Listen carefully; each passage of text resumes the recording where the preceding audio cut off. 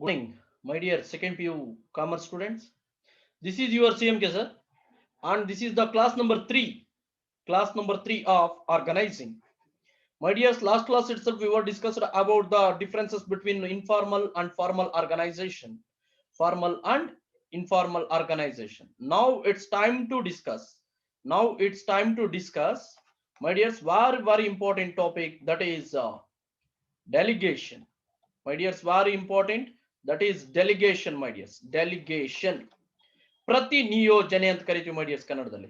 ಪ್ರತಿ ನಿಯೋಜನೆ ಅಂತ ಕರಿತೀವಿ ಮೈಡಿಯರ್ಸ್. ಪ್ರತಿ ನಿಯೋಜನೆ ಅಂತ ಕನ್ನಡದಲ್ಲಿ ಕರಿತೀವಿ, ಇಂಗ್ಲಿಷ್ ಅಲ್ಲಿ ಡೆಲಿಗೇಷನ್ ಅಂತ ಕರಿತೀವಿ ಮೈಡಿಯರ್ಸ್.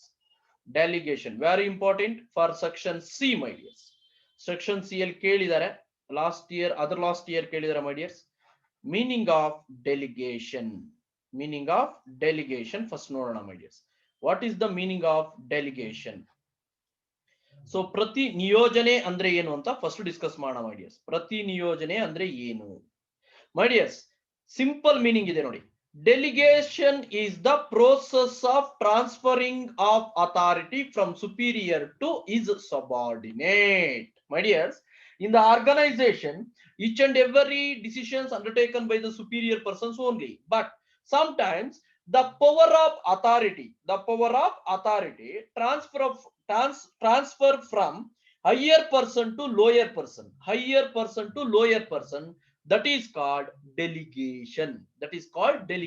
Means it is the process of transferring of authority from a superior person to his subordinate person, called delegation. When a superior person transfer his right of authority to his subordinate person, those who are working under the guidance, such a process we are treated as delegation. Here there is a definition according to Theo Hyman. My dears. Theo Hyman defines as delegation of authority refers to granting of authority to subordinates to operate within prescribed limits. So delegation of authority refers to the granting of authority to the subordinates to operate within the prescribed limit by the superior persons. My dears, ಕನ್ನಡದಲ್ಲಿ ಇನ್ನೂ ಚೆನ್ನಾಗಿ ಅರ್ಥ ಆಗುತ್ತೆ ನೋಡಿ ನಿಮಗೆ. ಪ್ರತಿ ನಿಯೋಜನೆ ಎಂದರೆ ಏನು ಅಂದ್ರೆ ಕನ್ನಡದಲ್ಲಿ ಇನ್ನೂ ಬೆಸ್ಟ್ ಅರ್ಥ ಆಗುತ್ತೆ ನೋಡಿ ಮೈ ಡಿಯರ್ಸ್. ಏನ್ ಪ್ರತಿ ನಿಯೋಜನೆ ಅಂದ್ರೆ ಮೈ ಡಿಯರ್ಸ್? ವೆರಿ ಇಂಪಾರ್ಟೆಂಟ್, ನೆಗ್ಲೆಕ್ಟ್ ಮಾಡಬೇಡಿ, ವೆರಿ ಇಂಪಾರ್ಟೆಂಟ್. ಪ್ರತಿ ನಿಯೋಜನೆಯ ಅರ್ಥ ಒಂದು ನಿರ್ದಿಷ್ಟ ಕಾರ್ಯವನ್ನ ನಿರ್ವಹಿಸುವ ಅಧಿಕಾರವನ್ನ ಮೇಲಧಿಕಾರಿಯೋ ತನ್ನ ಅಧೀನ ನೌಕರನಿಗೆ ವರ್ಗಾಯಿಸುವ ಪ್ರಕ್ರಿಯೆಯನ್ನ ಪ್ರತಿ ನಿಯೋಜನೆ ಎನ್ನುವರು. ಒಂದು ನಿರ್ದಿಷ್ಟ ಕಾರ್ಯವನ್ನ ನಿರ್ವಹಿಸೋದನ್ನ ಮೇಲಧಿಕಾರಿಗಳು ಮಾಡ್ತಾ ಇರ್ತಾರೆ. ಅವರ ಒಂದು ಮಾರ್ಗದರ್ಶನದಲ್ಲಿ ಕೆಳ ಹಂತದ ವ್ಯಕ್ತಿಗೆ ಆ ಕಾರ್ಯವನ್ನ ನಿರ್ವಹಿಸೋದಿಕ್ಕೆ ವಿಶೇಷವಾಗಿ ನೀಡತಕ್ಕಂತ ಅಧಿಕಾರವನ್ನ ನಾವೇನಂತ ಕರಿಬಹುದು? ಪ್ರತಿ ನಿಯೋಜನೆ ಅಂತ ಕರಿತೀವಿ. ಒಂದು ನಿರ್ದಿಷ್ಟ ಕಾರ್ಯವನ್ನ ನಿರ್ವಹಿಸುವಂತಹ ಅಧಿಕಾರವನ್ನ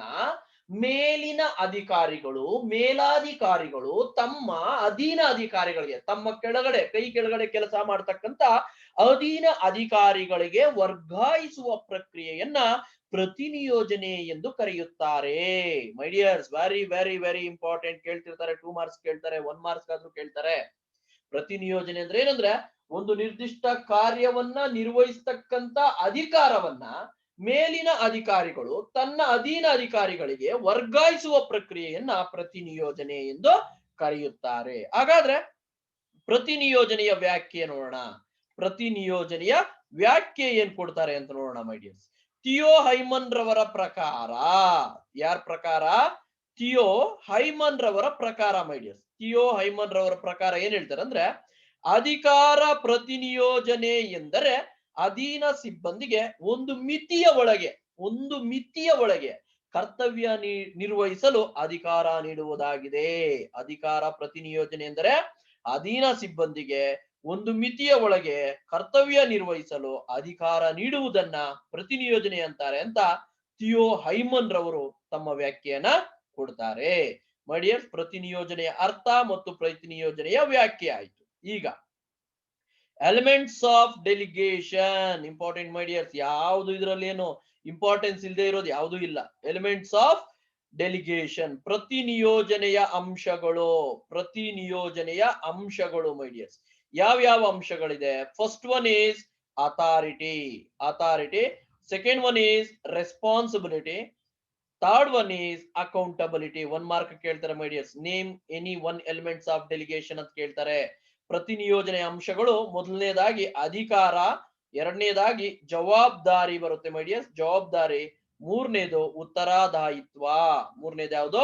ಉತ್ತರದಾಯಿತ್ವ. ಪ್ರತಿನಿಯೋಜನೆಯ ಅಂಶಗಳು ಅಧಿಕಾರ, ಜವಾಬ್ದಾರಿ ಮತ್ತು ಉತ್ತರದಾಯಿತ್ವ. 1 ಮಾರ್ಕ್ಸ್ಗೂ ಕೇಳ್ತಾರೆ, 2 ಮಾರ್ಕ್ಸ್ಗೂ ಕೇಳ್ತಾರೆ ಮೈ ಡಿಯರ್ಸ್, ನೋಡ್ಕೋಬೇಕು. So mention any one elements of delegation ಅಂತ ಕೇಳ್ತಾರೆ. ಪ್ರತಿನಿಯೋಜನೆಯ ಒಂದು ಅಂಶವನ್ನ ಬರೆಯಿರಿ.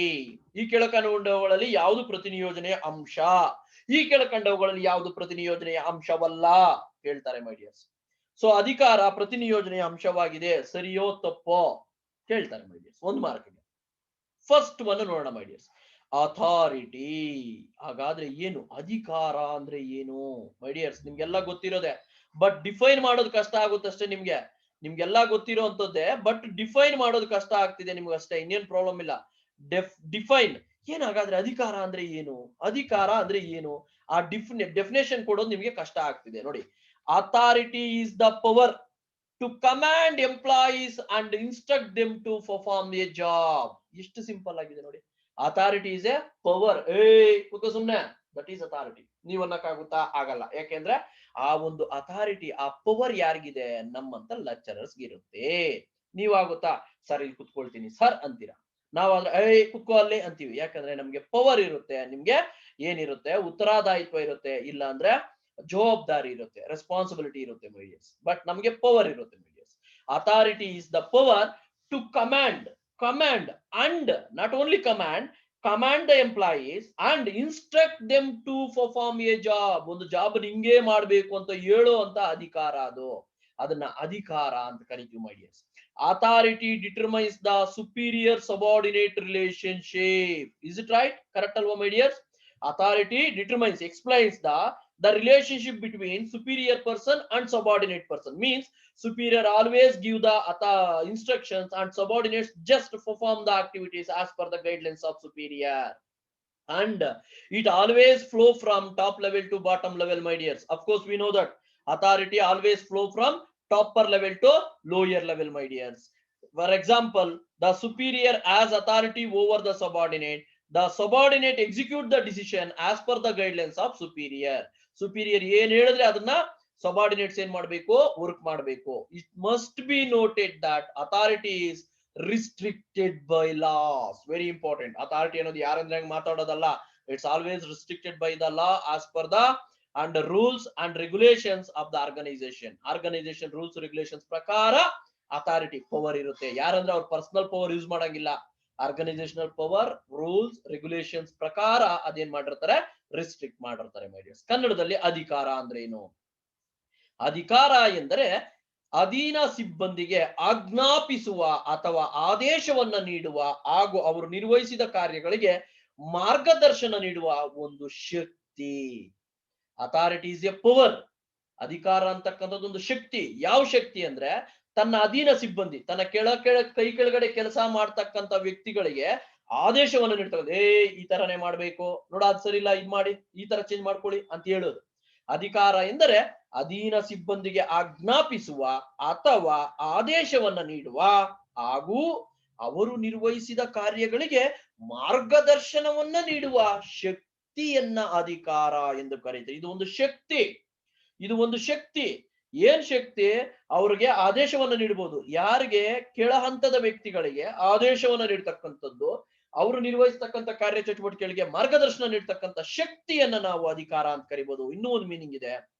ಅಧಿಕಾರ ಎಂದರೆ ಆದೇಶಗಳನ್ನ ನೀಡುವ ಹಕ್ಕು ಮತ್ತು ಅದಕ್ಕೆ ವಿಧೇಯತೆಯನ್ನ ಪಡೆಯುವುದಾಗಿದೆ. ಆದೇಶಗಳನ್ನು ನೀಡುವುದು ಮತ್ತು ಅದಕ್ಕೆ ವಿಧೇಯತೆಯನ್ನ ಪಡೆಯುವುದಾಗಿದೆ. ಇರ್ಲಿ ಮೈ ಡಿಯರ್ಸ್, ಅಧಿಕಾರವು ಮೇಲಧಿಕಾರಿ ಹಾಗೂ ಅಧೀನ ಸಿಬ್ಬಂದಿಯ ನಡುವೆ ಸಂಬಂಧವನ್ನ ನಿರ್ಧರಿಸುತ್ತದೆ. It determines the relationship between superior and subordinate.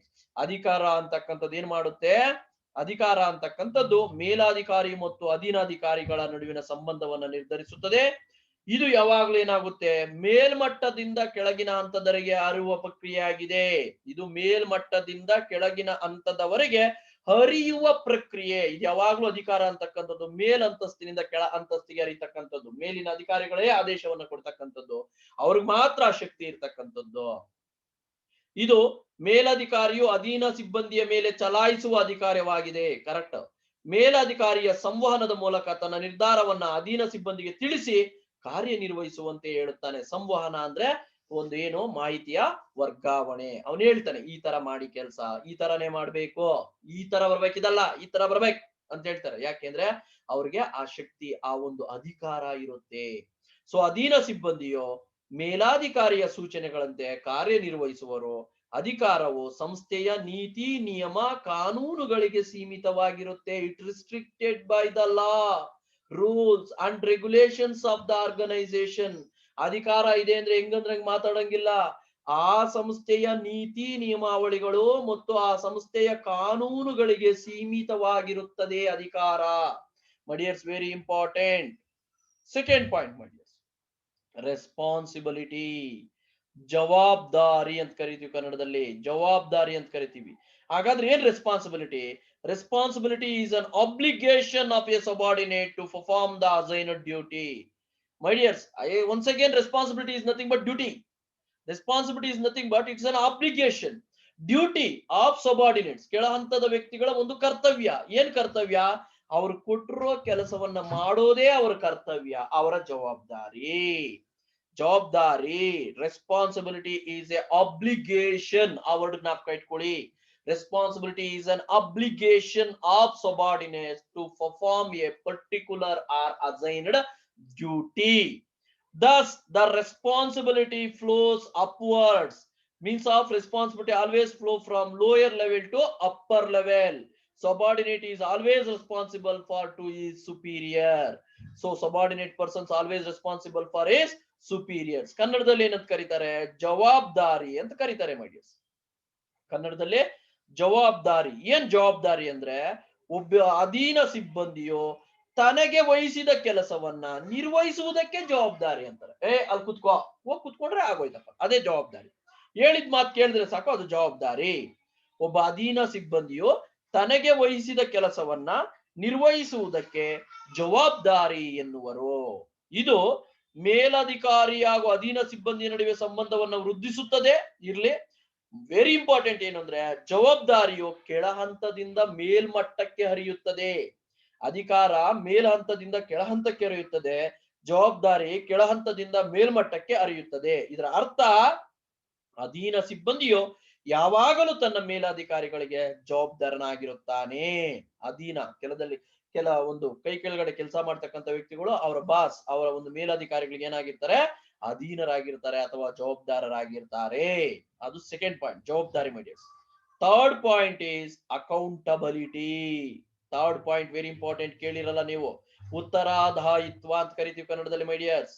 ಉತ್ತರಾದಾಯಿತ್ವ ಅಂತ ಕರಿತೀವಿ ಕನ್ನಡದಲ್ಲಿ, ಉತ್ತರಾದಾಯಿತ್ವ. ಏನ್ ಅಕೌಂಟಬಿಲಿಟಿ ಅಂದ್ರೆ, accountability means being responsible for the final results. ಅಷ್ಟೇ meaning. being responsible for the final results. Accountability is nothing but being responsible for final result. It is an obligation to carry out the responsibility and to give reports about the one's performance to the superior. My dears, ಏನ್ ಕೆಲಸವನ್ನ ಮಾಡಿರ್ತಾರೆ ಅದರಿಂದ ಬಂದಿರತಕ್ಕಂತ ಫಲಿತಾಂಶಕ್ಕೆ ಯಾರು ಹೊಣೆ? ಅವರೇ ಹೊಣೆ ಆಗಿರ್ತಾರೆ. ಈಗ ನಾನು ಪಾಠ ಮಾಡಿಬಿಟ್ಬಿಡ್ತೀನಿ, ಎಕ್ಸಾಮ್ ಅಲ್ಲಿ ಬರೆದ್ರೆ ಪಾಸ್ ಆಗ್ತೀರಾ, ಬರೀತಿದ್ರೆ ಯಾರು ಅಕೌಂಟಬಿಲಿಟಿ? ನಿಮ್ಮ ಅಕೌಂಟಬಿಲಿಟಿನೇ ಅದ್ರಲ್ಲಿ ಬರುವಂತ ರಿಸಲ್ಟ್ಗೆ. ಡಿಸ್ಟಿಂಕ್ಷನ್ ಬಂದಿದ್ಯಾ ಅಂದ್ರೂ ನೀನೇ ಅದಕ್ಕೆ ಅಕೌಂಟಬಿಲಿಟಿ, ಫಸ್ಟ್ ಕ್ಲಾಸ್ ಬಂದಿದ್ಯಾ ಅಂದ್ರೂ ನೀನೇ ಅಕೌಂಟಬಿಲಿಟಿ, ಇಲ್ಲ ಫೇಲ್ ಆಗಿದ್ಯಾ ಅಂದ್ರೂ ಅದು ನಿನ್ ತಪ್ಪೇ ಆಗುತ್ತೆ my dears. Accountability means being responsible for the final result. It is an obligation to carry out responsibility and give reports about the one performance to the superior. Authority can be delegated by a superior to his subordinate, but accountability can never be delegated. So authority ಬೇಕಾದ್ರೆ ಯಾರು ಬೇಕಾದ್ರೂ ಇನ್ನೊಬ್ರಿಗೆ ಯಾರಿಗಾದ್ರೂ ಕೊಡ್ಬೋದು, ನನ್ನ ಬದಲು ನೀವು ನೋಡ್ಕೊಳ್ಳಿ ಅಂತ. ಬಟ್ ಅಕೌಂಟಬಿಲಿಟಿ, ನನಗ್ ಬಂದಿರೋ ಅಂತ ಒಂದು ಫಲಿತಾಂಶವನ್ನ ನಿನಗ್ ಬಂದಿದೆ ಅಂತ ಹೇಳು ಅಂತ ನಾವು ಟ್ರಾನ್ಸ್ಫರ್ ಮಾಡೋಕ್ ಆಗೋದೇ ಇಲ್ಲ. It never be delegated. ಇದನ್ನ ವರ್ಗಾಯಿಸಲು ಸಾಧ್ಯವೇ ಇಲ್ಲ. ಉತ್ತರದಾಯಿತ್ವ ಅಂದ್ರೇನು? ಅಂತಿಮ ಫಲಿತಾಂಶವನ್ನ ಉತ್ತರಿಸುವ ಜವಾಬ್ದಾರಿಯೇ ಉತ್ತರದಾಯಿತ್ವ. ಅಂತಿಮ ಫಲಿತಾಂಶಕ್ಕೆ ಉತ್ತರವನ್ನು ನೀಡಿದ ಅಂದ್ರೆ ಬಂದಿರತಕ್ಕಂತ ಫಲಿತಾಂಶಕ್ಕೆ ಯಾರು ಕಾರಣ, ಯಾರು ಮಾಡಿರ್ತಾರೋ ಅವರೇ ಕಾರಣ, ಅದನ್ನ ಉತ್ತರದಾಯಿತ್ವ ಅಂತಕ್ಕಂಥದ್ದು. ಇದು ಕರ್ತವ್ಯ ನಿರ್ವಹಿಸಿದ ಜವಾಬ್ದಾರಿಯ ಬಗ್ಗೆ ಮೇಲಾಧಿಕಾರಿಗೆ ನೀಡುವ ವರದಿಯಾಗಿದೆ. ಇದು ಕರ್ತವ್ಯ ನಿರ್ವಹಿಸಿದ ವ್ಯಕ್ತಿ ತನ್ನ ಮೇಲಾಧಿಕಾರಿಗೆ ನೀಡುವ ಒಂದು ವರದಿಯಾಗಿದೆ. ಮೇಲಾಧಿಕಾರಿಯು ತನ್ನ ಅಧೀನ ಸಿಬ್ಬಂದಿಗೆ ಅಧಿಕಾರ ಬೇಕಾದ್ರೆ ಪ್ರತಿನಿಯೋಜಿಸಬಹುದು, ಆದರೆ ಉತ್ತರದಾಯಿತ್ವವನ್ನ ಪ್ರತಿನಿಯೋಜಿಸಲು ಸಾಧ್ಯವಿಲ್ಲ. ಯಾವುದೇ ಕಾರಣಕ್ಕೂ ಉತ್ತರದಾಯಿತ್ವ ಅಂತಕ್ಕಂಥದ್ದು ವರ್ಗಾವಣೆ ಮಾಡಲು ಸಾಧ್ಯವಿಲ್ಲ. ಅಧಿಕಾರವನ್ನ ವರ್ಗಾವಣೆ ಮಾಡಬಹುದು, ಆದ್ರೆ ಉತ್ತರದಾಯಿತ್ವವನ್ನು ವರ್ಗಾವಣೆ ಮಾಡೋಕ್ಕಾಗಲ್ಲ. ನನ್ನ ಕೈಲಿ ಕ್ಲಾಸ್ ಆಗಲ್ಲ ಅಂದ್ರೆ ಇನ್ನೊಬ್ಬ ಲೆಕ್ಚರರ್ ಹೇಳ್ಬೋದು, ನಿನಗ್ ಬಂದಿರೋ ರಿಸಲ್ಟ್ ನ ಇನ್ನೊಬ್ರು ರಿಸಲ್ಟ್ ಅಂತ ಹೇಳಕ್ ಆಗಲ್ಲ. ಯಾಕಂದ್ರೆ ನೀನೇ ಬರ್ದಿರ್ತೀಯ, ನಿನಗ್ ಬಂದಿರೋ ರಿಸಲ್ಟ್ ನೀನೇ ಕಾರಣನಾಗ್ತೀಯ. ಅಂತಿಮ ಫಲಿತಾಂಶಕ್ಕೆ ಉತ್ತರಿಸಬೇಕಾದಂತ ಜವಾಬ್ದಾರಿಯನ್ನ ಉತ್ತರದಾಯಿತ್ವ ಅಂತ ಕರಿತೀವಿ ಮೈ ಡಿಯರ್ಸ್. 3 ಪಾಯಿಂಟ್ ಡಿಸ್ಕಸ್ ಮಾಡಿದ್ವಿ ಮೈ ಡಿಯರ್ಸ್. ಒಂದು ಪವರ್, ಅಧಿಕಾರ, authority. Second one is responsibility, ಜವಾಬ್ದಾರಿ. ಥರ್ಡ್ ಒನ್ ಈಸ್ ಅಕೌಂಟಬಿಲಿಟಿ, ಉತ್ತರದಾಯಿತ್ವ my dears. Very very important topic. The difference or comparison of authority, responsibility and accountability, my dears. My dears, differences between authority, responsibility and accountability. Differences ನೋಡ್ಬಿಡೋಣ my dears.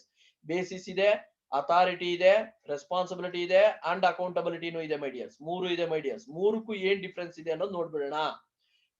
3ಕ್ಕೂ ಏನ್ differences ಬರುತ್ತೆ, ಅಥಾರಿಟಿಗೆ ಏನ್ difference ಇರುತ್ತೆ, responsibility ಅಂದ್ರೆ ಏನು ಅದಕ್ಕೆ ಏನ್ difference ಇರುತ್ತೆ, ಮತ್ತೆ ಅಕೌಂಟಬಿಲಿಟಿ ಅಂದ್ರೆ ಏನು, ಏನ್ ಡಿಫ್ರೆನ್ಸ್. ಎರಡೆರಡಂತೂ ನಿಮ್ಗೆ ಸಿಗುತ್ತೆ ಮೈ ಡಿಯರ್ಸ್, ಯಾಕಂದ್ರೆ ಮೀನಿಂಗ್ ಗೊತ್ತಿದೆ, ಸೆಕೆಂಡ್ ಸೆಂಟೆನ್ಸ್ ಗೊತ್ತಿದೆ. ಮೀನಿಂಗ್ ನೋಡಿ, authority right to give orders, responsibility duty to perform given job, accountability being answerable for the job performed or final result. Being answerable for the job performance or being answerable for the job performed. ಏನ್ ಕೆಲಸ ಮಾಡಿರ್ತೀರ ಅದಕ್ಕೆ answer ಮಾಡೋದನ್ನ accountability ಅಂತೀವಿ. ಕೊಟ್ಟಿರೋ ಕೆಲಸವನ್ನ ಮಾಡೋದನ್ನ responsibility ಅಂತ ಕರಿತೀವಿ. ಇಂಥ ಕೆಲಸ ಮಾಡಿ ಅಂತ ಕೊಡ್ತಕ್ಕಂತ ಆರ್ಡರ್ಸ್ ನ ಅಥಾರಿಟಿ ಅಂತ ಕರಿತೀವಿ. First point meaning. Again delegation, transfer ಮಾಡಬಹುದಾ? Authority it can be delegated, ಅಥಾರಿಟಿನ ಟ್ರಾನ್ಸ್ಫರ್ ಮಾಡಬಹುದು. ರೆಸ್ಪಾನ್ಸಿಬಿಲಿಟಿ ಆದ್ರೆ it cannot fully delegated, complete ಆಗಿ ರೆಸ್ಪಾನ್ಸಿಬಿಲಿಟಿನ ಡೆಲಿಗೇಟ್ ಮಾಡಕ್ ಆಗಲ್ಲ. ಈಗ ನನ್ನ ಪರವಾಗಿ ಯಾರೋ ಒಂದು ಕ್ಲಾಸ್ ಮಾಡಿದ್ದಾರೆ ಅಂದ್ರೆ ರಿಸಲ್ಟ್ ಹೋದ್ರೆ ಅದರ ಜವಾಬ್ದಾರಿ ನಂದೆ, ಅಂದ್ರೆ ಫುಲ್ಲಿ ಅವ್ರ ಮೇಲೆ ತಳ್ಳಕ್ ಆಗಲ್ಲ. ನಾನೇನು ಒಂದು ಕ್ಲಾಸ್ ಕೊಟ್ಟಿದ್ದೆ ಅದೇ ಕೇಳಿದ್ದಾರೆ ಬಂದಿಲ್ಲ ಅಂತ ಹೇಳ್ಬೋದು ಅಷ್ಟೇ, ಬಟ್ ಜವಾಬ್ದಾರಿ ನಂದೆ. ಬಟ್ ಉತ್ತರದಾಯಿತ್ವ ಅಂತ ಏನ್ ಕರಿತೀವಿ accountability, it cannot be delegated at all, ಯಾವಾಗ್ಲೂ ಅದನ್ನ ಟ್ರಾನ್ಸ್ಫರ್ ಮಾಡೋಕೆ ಆಗೋಲ್ಲ. That is second difference my dears. ಮೂರನೇ difference origin. It arises from formal position of an individuals. It arises ಎಲ್ಲಿ ಉಟ್ಕೊಳ್ಳುತ್ತೆ ಅಂದ್ರೆ ಅವ್ರ ಪೊಸಿಷನ್ಸ್ ಅಲ್ಲಿ ಬರುತ್ತೆ. ಇದು ಯಾವ್ದು authority. Responsibility it arises from delegated authority, ಯಾರೋ ಒಬ್ರು ಹೇಳಿರೋದನ್ನ ಮಾಡಿರೋದ್ರಿಂದ ಬರುತ್ತೆ. Third one it arises from responsibility, ಅಥಾರಿಟಿಯಿಂದ ರೆಸ್ಪಾನ್ಸಿಬಿಲಿಟಿ ಬರುತ್ತೆ, ರೆಸ್ಪಾನ್ಸಿಬಿಲಿಟಿಯಿಂದ ಅಕೌಂಟಬಿಲಿಟಿ ಬರುತ್ತೆ ಮೈ ಡಿಯರ್ಸ್. ಇದು ಯಾವ ರೀತಿ ಉಟ್ಕೊಳ್ಳುತ್ತೆ ಅಂದ್ರೆ ಅಥಾರಿಟಿ ಇರೋರು ಏನ್ ಮಾಡ್ತಾರೆ, ಅಥಾರಿಟಿ ಇರೋರು ರೆಸ್ಪಾನ್ಸಿಬಿಲಿಟಿ ಕೊಡ್ತಾರೆ, ರೆಸ್ಪಾನ್ಸಿಬಿಲಿಟಿ ತಗೊಂಡವ್ರು ಏನ್ ಮಾಡ್ತಾರೆ ಅಕೌಂಟಬಿಲಿಟಿ ತಗೊಳ್ತಾರೆ ಮೈ ಡಿಯರ್ಸ್. ದೆನ್ ಫ್ಲೋ ಯಾವ ತರ ಫ್ಲೋ ಆಗುತ್ತೆ, it flow from superior to subordinate, top level to lower level. It flow from subordinates to superior, lower level to top level. It flow from upward from subordinate to superior. ಇದು ಅಷ್ಟೇ, ಎರಡು ಒಂದೇ. So it flow upward from subordinate to superior, ಎರಡು ಅಷ್ಟೇ. Responsibility and accountability flow from lower level to upper level, lower level to upper level. ಕನ್ನಡದಲ್ಲಿ ಇನ್ನೂ ಚೆನ್ನಾಗಿ ಅರ್ಥ ಆಗುತ್ತೆ ನೋಡಿ ಮೈ ಡಿಯರ್ಸ್. ಕನ್ನಡದಲ್ಲೇ ಅಧಿಕಾರ, ಜವಾಬ್ದಾರಿ, ಉತ್ತರದಾಯಿತ್ವಗಳ ನಡುವಿನ ಹೋಲಿಕೆ ಅಥವಾ ವ್ಯತ್ಯಾಸ. ಹೋಲಿಕೆ ಅಥವಾ ವ್ಯತ್ಯಾಸ. ಒಂದು ಅರ್ಥ, ಅಧಿಕಾರ ಅಂದ್ರೇನು, ಆದೇಶ ನೀಡುವ ಹಕ್ಕು. ಜವಾಬ್ದಾರಿ ಅಂದ್ರೇನು, ಕಾರ್ಯನಿರ್ವಹಿಸುವ ಕರ್ತವ್ಯ ಮೈ ಡಿಯರ್ಸ್. ಕಾರ್ಯನಿರ್ವಹಿಸುವ ಕರ್ತವ್ಯ. ಒಂದ್ ನಿಮಿಷ ಮೈ ಡಿಯರ್ಸ್, ಒಂದ್ ನಿಮಿಷ. ಕಾರ್ಯನಿರ್ವಹಿಸುವ ಕರ್ತವ್ಯ. ಮೂರನೇದೇನು, ಕಾರ್ಯನಿರ್ವಹಿಸಿದ ನಂತರದ ಜವಾಬ್ದಾರಿ. ಕಾರ್ಯನಿರ್ವಹಿಸಿದ ನಂತರದ ಬರ್ತಕ್ಕಂಥ ಫಲಿತಾಂಶಕ್ಕೆ ಆ ಉತ್ತರವನ್ನ ಕೊಡ್ತಕ್ಕಂಥ ಜವಾಬ್ದಾರಿ, ಉತ್ತರದಾಯಿತ್ವ. ಎರಡನೇದು ಪ್ರತಿನಿಯೋಜನೆ. ಏನು ವರ್ಗಾವಣೆ ಮಾಡಬಹುದಾ ಅಂತ. ಅಧಿಕಾರವನ್ನ ವರ್ಗಾಯಿಸಬಹುದು, ಪ್ರತಿನಿಯೋಜಿಸಬಹುದು. ಸೊ ಜವಾಬ್ದಾರಿಯನ್ನ ಸಂಪೂರ್ಣವಾಗಿ ಪ್ರತಿನಿಯೋಜಿಸಲು ಸಾಧ್ಯವಿಲ್ಲ, ಭಾಗಶಃ ನಾವೇನ್ ಮಾಡಬಹುದು, ವರ್ಗಾಯಿಸಬಹುದು. ಆದರೆ ಉತ್ತರದಾಯಿತ್ವವನ್ನ ಪ್ರತಿನಿಯೋಜಿಸಲು ಸಾಧ್ಯವೇ ಇಲ್ಲ. ಉತ್ತರದಾಯಿತ್ವವನ್ನ ಪ್ರತಿನಿಯೋಜಿಸಲು ಸಾಧ್ಯವೇ ಇಲ್ಲ ಮೈ ಡಿಯರ್ಸ್. ನೆಕ್ಸ್ಟ್, ಮೂಲ ಯಾವ ತರ ಹುಟ್ಕೊಳ್ಳುತ್ತೆ ಇದು ಅಂತ. ಇದು ವ್ಯಕ್ತಿಗಳ ಸ್ಥಾನದಿಂದ ಪ್ರಾರಂಭವಾಗುತ್ತದೆ. ಯಾವುದು ಅಧಿಕಾರ ಅಂತಕ್ಕಂಥದ್ದು ವ್ಯಕ್ತಿಗಳ ಸ್ಥಾನದಿಂದ ಪ್ರಾರಂಭವಾಗುತ್ತದೆ. ಜವಾಬ್ದಾರಿ ಅಂತಕ್ಕಂಥದ್ದು ಇದು ಪ್ರತಿನಿಯೋಜಿಸಿದ ಅಧಿಕಾರದಿಂದ ಪ್ರಾರಂಭವಾಗುತ್ತೆ. ಇದು ಮಾಡು ಅಂತ ಹೇಳಿದ ಮೇಲೆ ಸ್ಟಾರ್ಟ್ ಆಗುತ್ತೆ. ಆದರೆ ಉತ್ತರದಾಯಿತ್ವ ಅಂತಕ್ಕಂಥದ್ದು ಇದು ಜವಾಬ್ದಾರಿಯಿಂದ ಪ್ರಾರಂಭವಾಗುತ್ತದೆ. ಇದು ಜವಾಬ್ದಾರಿಯಿಂದ ಪ್ರಾರಂಭವಾಗುತ್ತದೆ. ಜವಾಬ್ದಾರಿಯಿಂದ ಪ್ರಾರಂಭವಾಗುತ್ತದೆ. ಮೂರನೇದು, ನಾಲ್ಕನೇದು ಮೈ ಡಿಯರ್ಸ್, ಚಾಲನೆ. ಇದು ಮೇಲಧಿಕಾರಿಯಿಂದ ಕೆಳ ಅಧೀನ ಅಧಿಕಾರಿಗಳಿಗೆ ಕೆಳಮುಖವಾಗಿ ಚಲಿಸುತ್ತದೆ, from top level to lower level. ಆದರೆ ಜವಾಬ್ದಾರಿ ಅಂತಕ್ಕಂಥದ್ದು ಕೆಳ ಅಧಿಕಾರಿಯಿಂದ ಅಧೀನ ಅಧಿಕಾರಿಯಿಂದ ಮೇಲಧಿಕಾರಿಗೆ ಮೇಲ್ಮುಖವಾಗಿ ಚಲಿಸುತ್ತದೆ. ಉತ್ತರದಾಯಿತ್ವ ಅಂತಕ್ಕಂಥದ್ದು ಇದು ಅಧೀನ ಅಧಿಕಾರಿಯಿಂದ ಮೇಲಧಿಕಾರಿಯವರಿಗೆ ಮೇಲ್ಮುಖವಾಗಿ ಚಲಿಸುತ್ತದೆ. ಇಷ್ಟು ಮೈ ಡಿಯರ್ಸ್, ಚಲಿಸುತ್ತದೆ. ಮೈ ಡಿಯರ್ಸ್, ಏನೇನ್ ಡಿಸ್ಕಸ್ ಮಾಡಿದೀವಿ ಹೇಳಿ ಈ ಒಂದು ಕ್ಲಾಸ್ ಅಲ್ಲೇ ಮೈ ಡಿಯರ್ಸ್. ಈ ಕ್ಲಾಸ್ ಅಲ್ಲಿ ಡಿಸ್ಕಸ್ ಮಾಡಿರುವಂತ ಪಾಯಿಂಟ್ಸ್ ಏನೇನು ಅಂದ್ರೆ, first one is meaning of delegation, ಪ್ರತಿನಿಯೋಜನೆಯ ಅರ್ಥ, ಪ್ರತಿನಿಯೋಜನೆಯ ವ್ಯಾಖ್ಯೆ, definition of delegation, elements of delegation, ಪ್ರತಿನಿಯೋಜನೆಯ ಅಂಶಗಳು, ಅದರಲ್ಲಿ what is meant by authority, ಅಧಿಕಾರ ಅಂದ್ರೇನು, what is meant by responsibility, ಜವಾಬ್ದಾರಿ ಅಂದ್ರೇನು, what is meant by accountability, ಉತ್ತರದಾಯಿತ್ವ ಅಂದ್ರೇನು, again differences between authority, responsibility and accountability, ಅಧಿಕಾರ, ಜವಾಬ್ದಾರಿ ಮತ್ತು ಉತ್ತರದಾಯಿತ್ವಗಳ ನಡುವೆ ಇರ್ತಕ್ಕಂತ ವ್ಯತ್ಯಾಸವನ್ನ ಡಿಸ್ಕಸ್ ಮಾಡಿದ್ವಿ my dears. The next topic I will continue on next class my dears. Until take care my dears.